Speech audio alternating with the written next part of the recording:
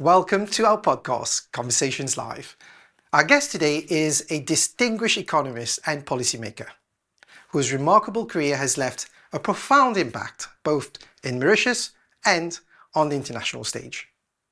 He has served as the Financial Secretary to the Government of Mauritius, a role in which he shaped pivotal economic strategies for the country. Globally, he has held prominent positions at the World Bank and the IMF. I have the immense pleasure of introducing to you all our guest for today, Mr. Ali Mansour.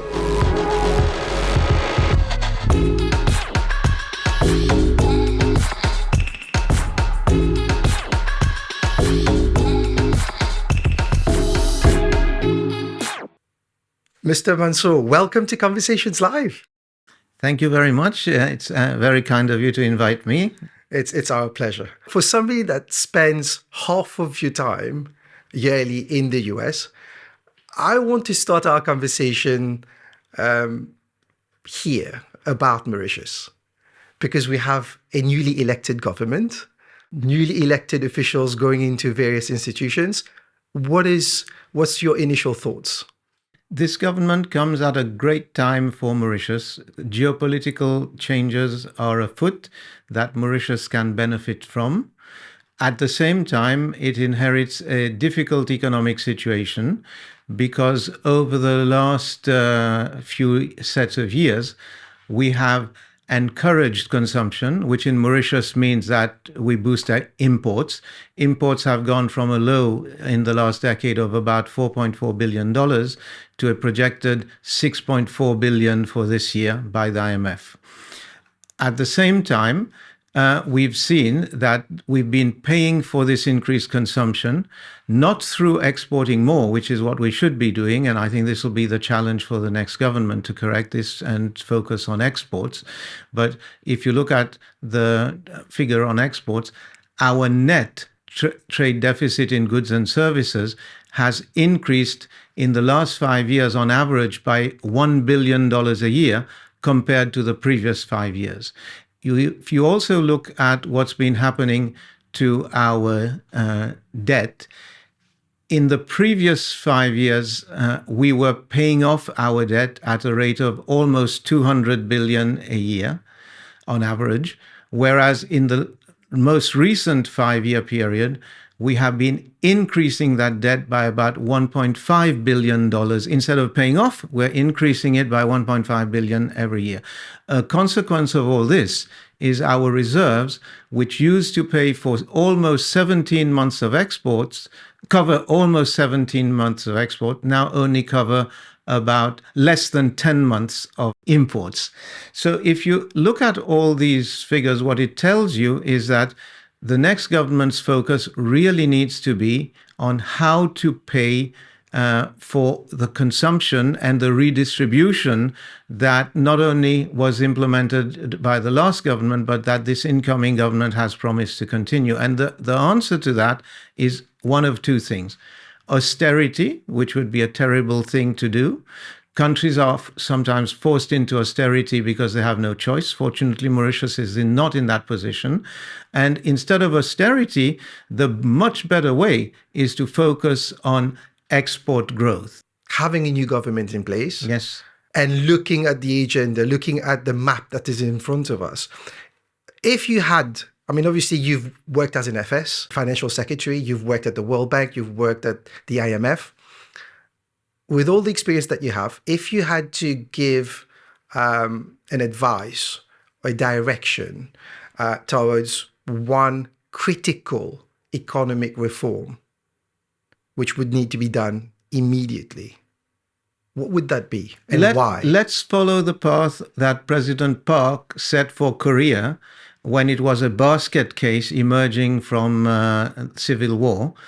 And he said, we need to reach $1 billion of exports. And he set that as a national goal. And then the whole effort, not only of government, but of society, was focused on that goal. And I think that for Mauritius, we also need to, at this stage, say, what is it that we could do to double our exports over the next 10 years and set that as a national goal around which to define policy. One difference between what Korea had to do in 1960, what Mauritius did after independence, and today the world moves much faster and the world is much more complex. In the past, economic development could be driven by a few thoughtful people coming up with areas where a country was likely to be able to succeed. Today, this is much harder. Today, we need to rely much more on the wisdom of the crowds. But here again, our DNA, our history is in our favor, and this government, I hope, can build on that. Our key to success in Mauritius has been our consultative framework. This consultative framework is going to be even more important in this era than it was in the past. And countries which have the DNA of Mauritius are poised for success if they use their DNA. What we need to do is have a framework within which we can have a national dialogue over what is it that needs to be done so we can double exports over the next 10 years. I think coming up with a specific policy today would be counterproductive. But it's a framework which is needed, and that framework really needs to combine, certainly expertise is important, but the expertise needs to be married with the wisdom of the crowds, so we have a system which provides the incentives for people to take risks, to innovate. For every Microsoft which succeeds, there are 100 failures. But what we need is a system which allows, as Mao said, let 100 flowers bloom, although he said it in a different context. But we need to let 100 flowers bloom. Not all of them will survive, but we nurture the ones which do. Wisdom of the crowd and a national framework to dialogue. Tell us more. The first thing is to look at what we've done traditionally and then to see how we can build on that. Traditionally, government has had a dialogue primarily with the business sector, but with the unions also being brought in to get a view of labor, and we have a tripartite process, and this has driven policy. We need to continue this dialogue, but we need to have a central theme. The central theme needs to be, again, drawing on the Korean model, what can we do to double exports? We need to get everyone thinking about this. And the wisdom of the crowd part is that we can't just limit it to these traditional partners. Civil society must also play a role. And when I say civil society, this includes academics, it includes opinion makers, journalists, and other opinion makers. It includes people who have had experience and may be retired, but who may have things to contribute. And a framework needs to be put in place where people can contribute. And again, we have a model for this. When we have annual budgets, we always have a budget consultation where, in addition to the formal consultations with the different institutionals which I mentioned, we also invite the public in general to send their views, and then the Ministry of Finance takes a look at the ideas and sees which of these should be integrated into the budget. So I think this is a sort of framework that we need to put in place, except that unlike the consultation on the budget, which is an annual specific thing, this needs to be a more continuous, more permanent idea. And what we need also here is suggestions from the wisdom of the crowds as well as the institutions. What sort of framework is needed for various things to happen? So we talked about needing to do high-end manufacturing. We talked about the need to do high-tech agriculture. We talked about expanding the range of services. People who know something about this need to come and share what they think is needed for them to be able to do. So one is a general consultation, but another one is really getting a feedback loop. Basically. We need someone to organize this, and with what I understand to be the organization of this government with a Ministry of Plan, which is separate from finance. Good. Exports. Yes. We've been exporting sugar, we've been exporting textile. In last decades, we've been exporting services. How is export going to look in the future for this government, for what we have ahead of us? We have a geopolitical change that is afoot, going to be accelerated by the election of Trump in the US.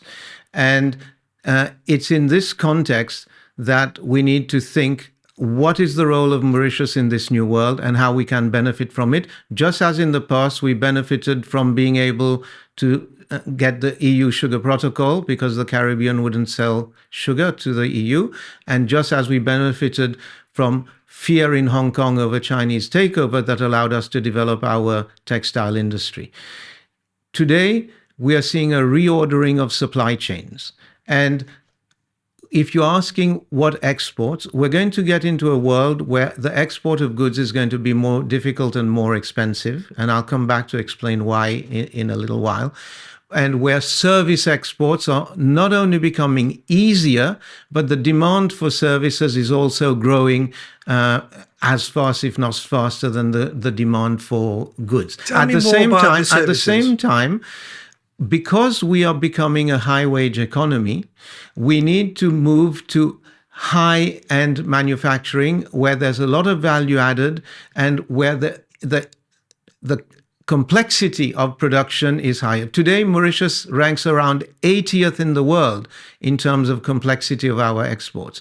So a concerted effort is needed to boost service exports around Mauritius being not a financial center, but a business center. And before we sort of develop these ideas, I think it's important to understand the geopolitics and the opportunities it presents.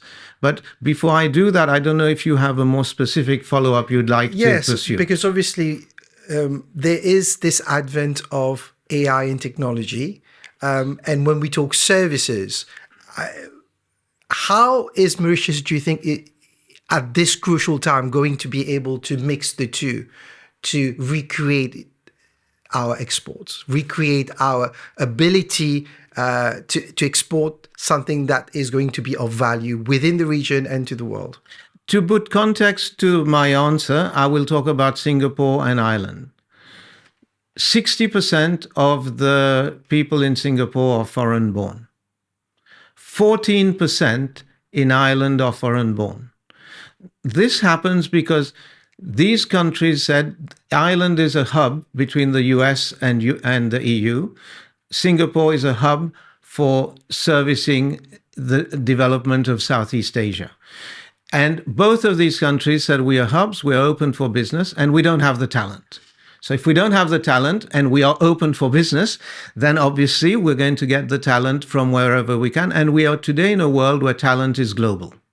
So this, I think, has to be a key ingredient. A lot of the services we want to develop, we may not have the talent, and we'll need a regime which is much more open to allowing talent. We have a lot of good building blocks for this government to succeed and for us to seize the geopolitical opportunities. And a lot of what I'm saying is more a question of organization, framework, emphasis, rather than starting from scratch. So we have a framework, but we just need to sort of make it better so that it's more attractive to get the type of talent we need.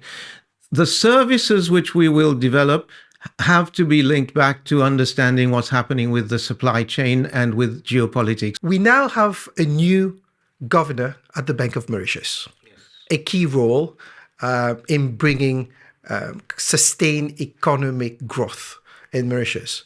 How different do you think the monetary policy is going to be going forward when we look at interest rates, the act of stabilizing the rupee, and even overall economic sustained growth? The answer to that question comes back to seizing the opportunities which are ahead of us. There is no need for austerity, despite the figures I gave you that our imports have gone from 4 billion to 6.5 billion, while our exports have actually declined and our trade deficit has increased significantly. That's the backdrop that we're facing. And notwithstanding this, this is not a time for austerity. There's no need for austerity, and we should avoid austerity at all costs. But the way to avoid austerity is you have to boost exports.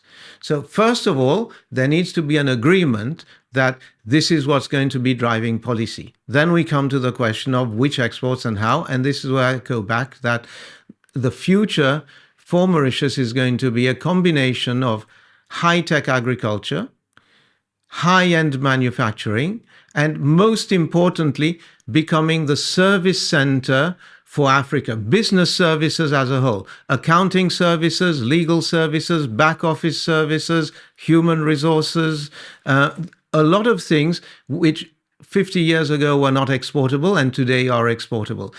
An education hub, a health hub, there's a range of services which we need to develop and which we can export, but doing it in the same way that Dubai has become the hub for the Middle East, Singapore for Southeast Asia, we need to be the hub for Africa. But we do not have the weight or the strength or the resources to do this on our own.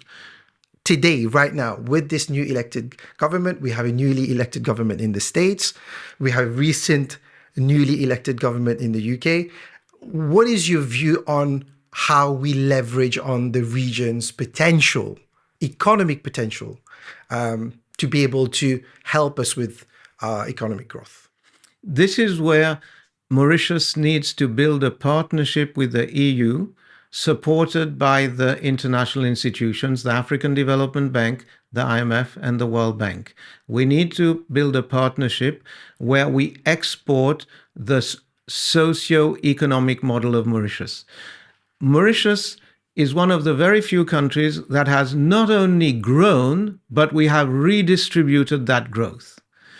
And we have done that through fairly specific actions which are easily replicable in Africa. Part of our success was realizing, before Deng Xiaoping coined the term, we did it, one country, two systems.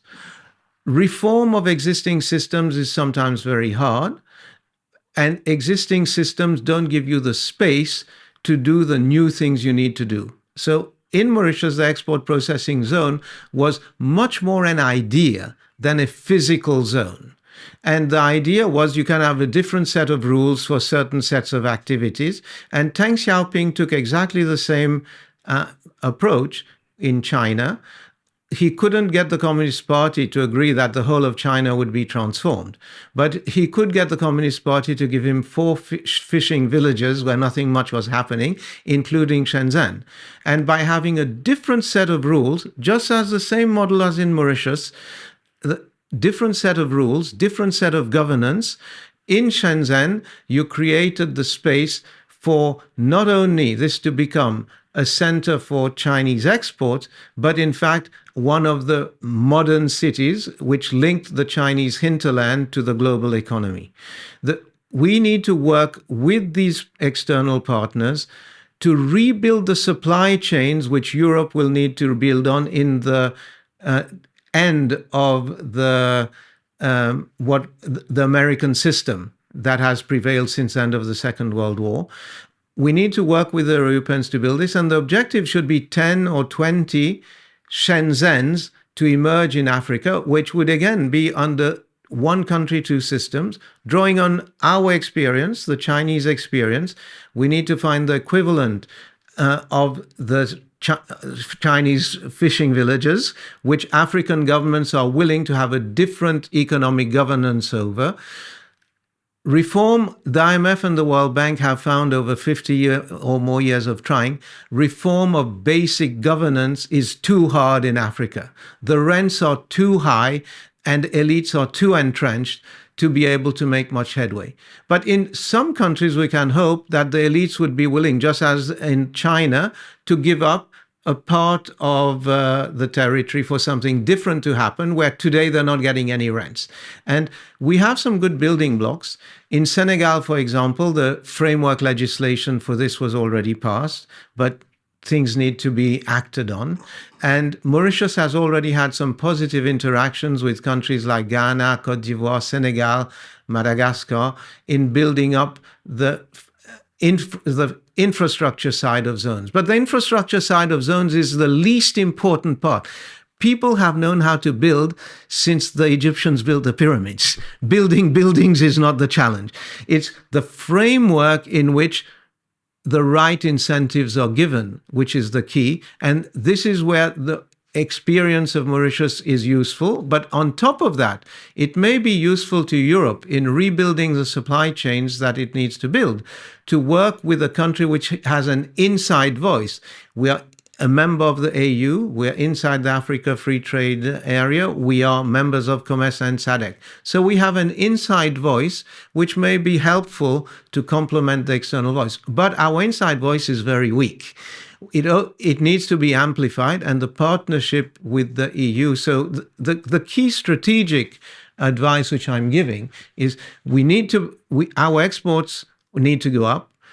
To do so, we need to become the service center for Africa. To become the service center for Africa, the key strategic action is we really need to build this partnership with the EU, supported by the international institutions. Now, there is another narrative, because obviously running up to the elections that we've just had in Mauritius, we've heard a lot about Diego, about our deal with the UK, about compensation monies. We've been hearing really big numbers, billions of money. Numbers probably even surpassing our budget requirements. So let's talk two things. Let's talk quantum and let's talk timeline. Let's say, like Charles Dickens' Tale of Two Cities, I'd like to start with a tale of two countries. Okay. And this is the best of times and this is the worst of times. Okay. Norway and the United Kingdom. Both of them discovered oil in the North Sea at the same time. Today, Norway has become not only one of the most prosperous countries in the world, but the future for its citizens to remain prosperous even after oil runs dry is very good. The UK, on the other hand, has largely squandered the oil wealth. And the reason for this is that in Norway, they said this is a national asset for all generations, not for the current generation. So they created a fund and they said all the money from oil goes into the fund. The government is only allowed to spend the dividends. It cannot spend the capital, which means that as you get more oil every year, and also as your investments grow, your fund keeps growing. The government also gets more money every year because you get more dividends, but you're protecting the future generations. So coming back to Diego, two things. The first thing is, let's learn from the tale of two countries. Let's use whatever money does come from Diego for the future. Let's have a fund where the government only spends the dividends and doesn't eat into the capital so that future generations can also benefit. But more importantly, even if we were to say, we'll take whatever money we get and we'll spend it, the money we get is a fixed quantum. It'll sustain our consumption. So it means that instead of having to work to find how we can export more, we can keep sustaining our imports and we can keep sustaining deficits of $1.5 billion a year for a longer period than we otherwise would have. Which is why I say it's a different narrative. It doesn't create any benefit for future generations. It sustains the standard of living of this generation, and it doesn't even increase our standard of living. It only supports it at the current level. If we want to do better for ourselves, if we want to do better, most importantly, for our children and grandchildren, we have to have a system where we invest in creating more wealth for the future, which means more exports. What we need to do is, again, go back to our history, our DNA. What did we do when we had an opportunity? We went not for aid, but for trade. We asked to get a good deal on selling our sugar under the sugar protocol. We went for having access to markets through the textile protocol. We focused on how do we get opportunities so that we can help ourselves. I would argue that if there was a choice between getting access to the US market in this new world where supply chains are being reorganized, and again, it goes to the strategic vision. We don't know how the US will see things under Trump. The EU, I think, has a need to build supply chains to Africa, and we should definitely be on that. But if we can leverage the discussions on Diego so that we can get access to be part of the US supply chain, again, Mauritius itself won't matter. That Mauritius has a partner with the US and the EU to build 10 or 20 African Shenzhens, which integrate the African hinterland to the global economy, with Mauritius as the business hub for all of this to happen.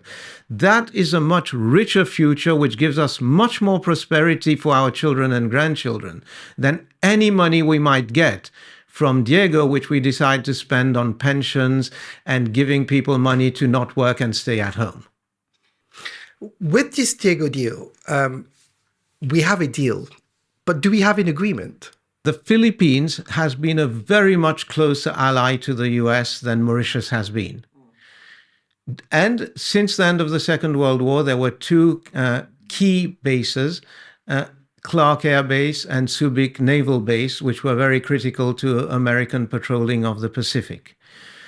And despite the very close relations between these two countries and the importance of these bases for the US, at some point, a Philippine government came along and said, we want the bases closed. And because in this system, might is not right, you have rules, even though the US does violate them from time to time, it also abides by them more often than not. So they had to close the base.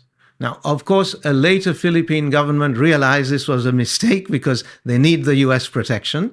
So later the bases were reopened. But this taught the Americans a bitter lesson, that a vital base, and in the new geopolitical framework with a rising China that the US would like to contain, the Diego Garcia base is of crucial importance from the point of view of the Americans.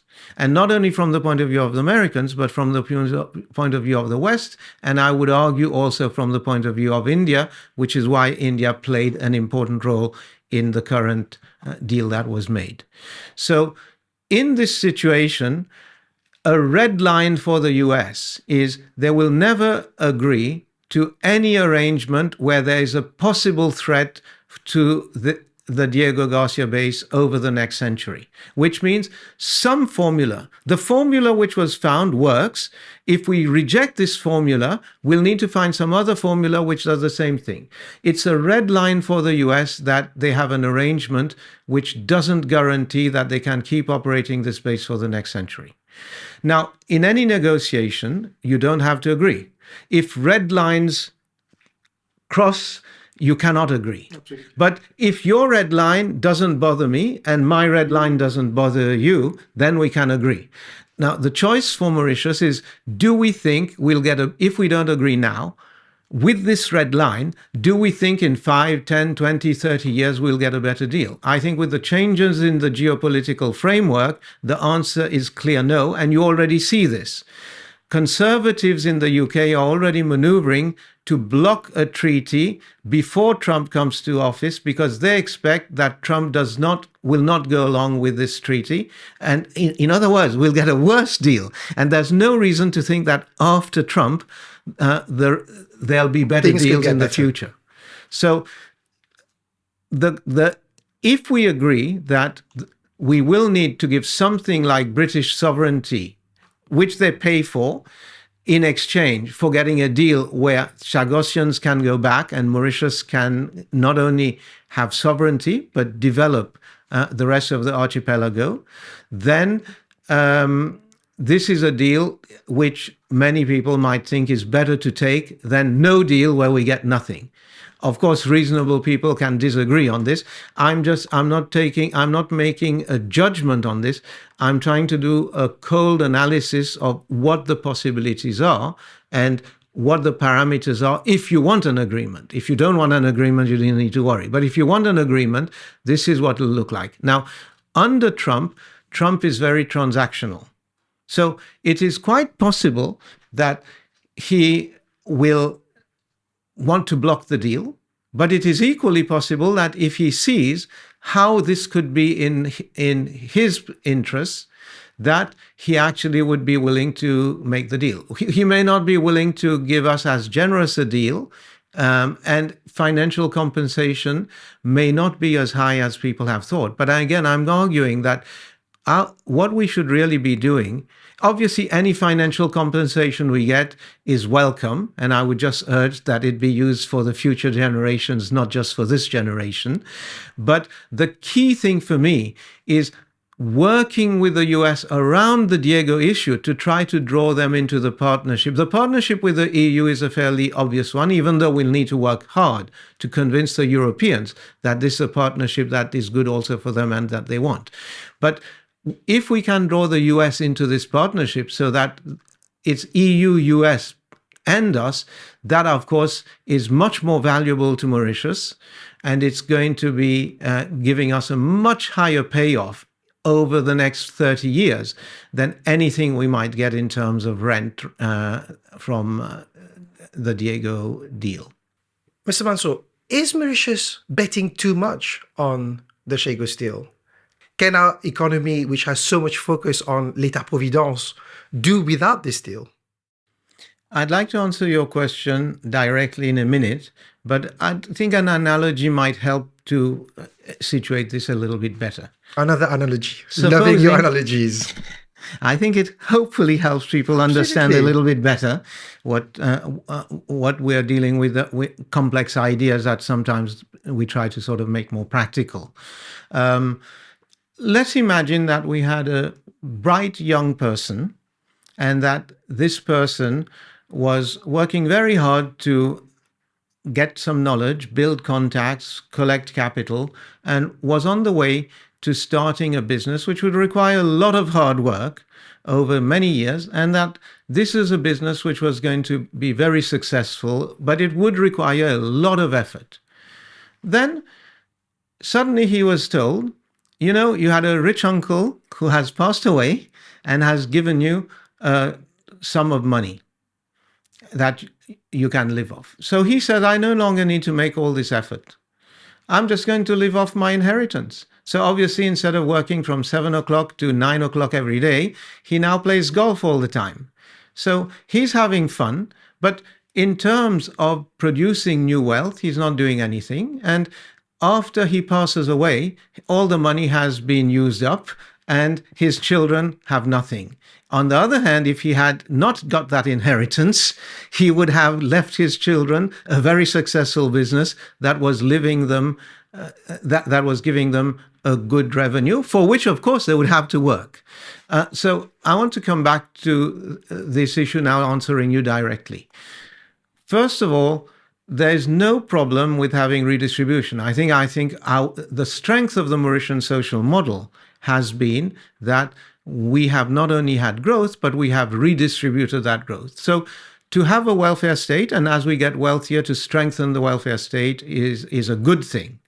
The problem we have had with the model isn't that we are strengthening the welfare state. It's two problems. There was a study done by the World Bank a few years ago, which said that the welfare state in Mauritius is effective because it does redistribute and it does offer good social protection, but it's very inefficient. In other words, one of the challenges is, can we give more welfare, better welfare, with the same money we spent? And I think this is something that we need to look at. But the more urgent problem, what was neglected, even if we don't do the second thing, it's not fatal.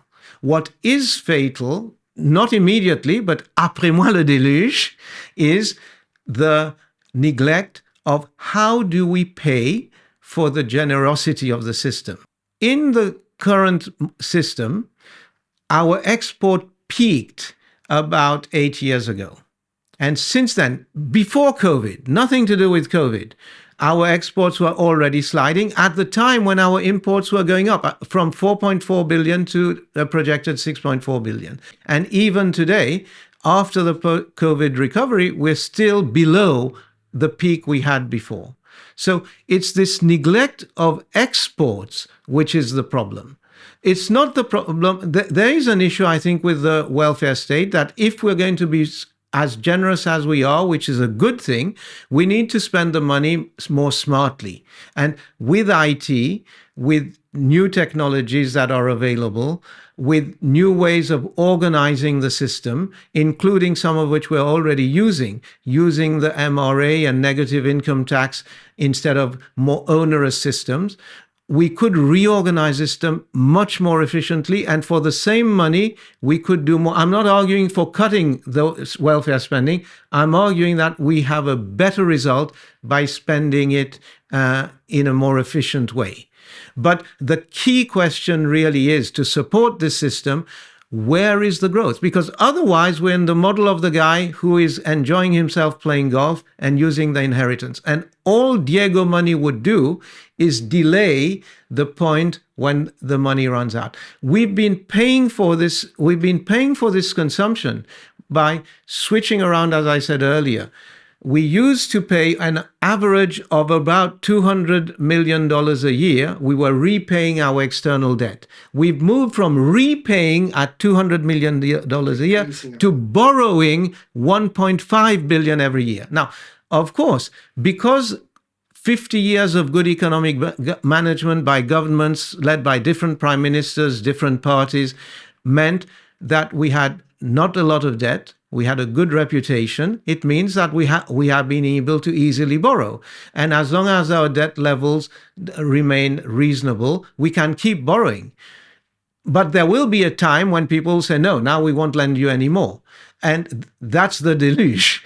All that Diego Garcia would do if it gives more money is delay the day of the deluge, but it's not addressing the problem. So instead of this becoming a problem in 5 to 10 years' time, it may become a problem in 20 years' time. For politicians, that may be fine because their horizon is short. For the population as a whole, I don't think that most people would be very happy that their children are going to have a worse standard of living than they have had because we didn't invest in the future. We've contributed back to the society with good economic growth. But what we notice is governments have also continued this process or even increased this process in periods where we had lower growth, so lower economic results. I mean, we've obviously seen quite a lot of that happening during the weeks through coming to elections. What can you tell us? What are your views? There is a danger for any country if elections become auctions over who can give the most giveaways. And if a country goes down that path, then it's going to have some serious problems. I think that we are in a different situation, fortunately, that we have a welfare state that we can pay for. And even though we have been living above our means in recent years, it's because we made no effort to focus on how to export more.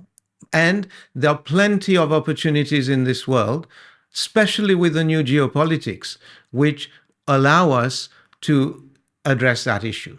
So although a lot of electoral promises have been made and presumably will be kept, I don't think there's a problem inherent in that. What we do need to worry about, though, is first of all, are we going to have an export policy to pay for it? And the export policy is really built around a partnership, a strategic partnership, which enables us to really be not a financial service.